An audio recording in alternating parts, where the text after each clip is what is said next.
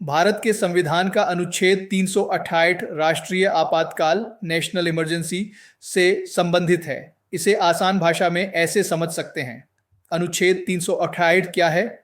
जब भारत में चौस युद्ध या बाहरी आक्रमण साज के कारण राष्ट्रीय आपातकाल की घोषणा लागू होती है तो अनुच्छेद 368 अपने आप लागू हो जाता है।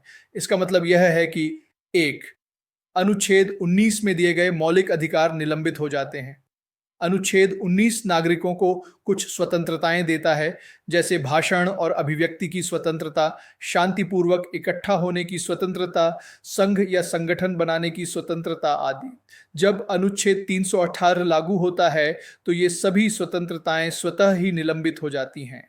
2. सरकार की शक्तियां बढ़ जाती हैं।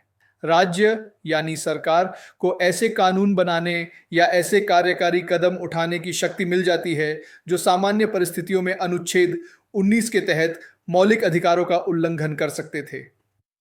3. आंतरिक सशस्त्र विद्रोह पर लागू नहीं। यह ध्यान रखना महत्वपूर्ण है कि अनुच्छेद 368 केवल तभी लागू होता है जब आपातकाल युद्ध या बाहरी आक्रमण के आधार पर घोषित किया गया हो। आंतरिक सशस्त्र विद्रोह आर्म्ड रिबेलियन के कारण लगाए गए आपातकाल पर यह लागू नहीं होता है। यह बदलाव 14वें संविधान संशोधन से किया गया था। संक्षेप में, अनुच्छेद 368 एक ऐसा प्रावधान है जो राष्ट्रीय आपातकाल, जब युद्ध या बाहरी आक्रमण हो, के दौरान सरकार को अधिक शक्तियां देता है ताकि देश की सुरक्षा सुनिश्चित की जा सके, और इस दौरान नागरिकों के अनुच्छेद 19 में दिए गए कुछ मौलिक अधिकार स्वतः निलंबित हो जाते हैं।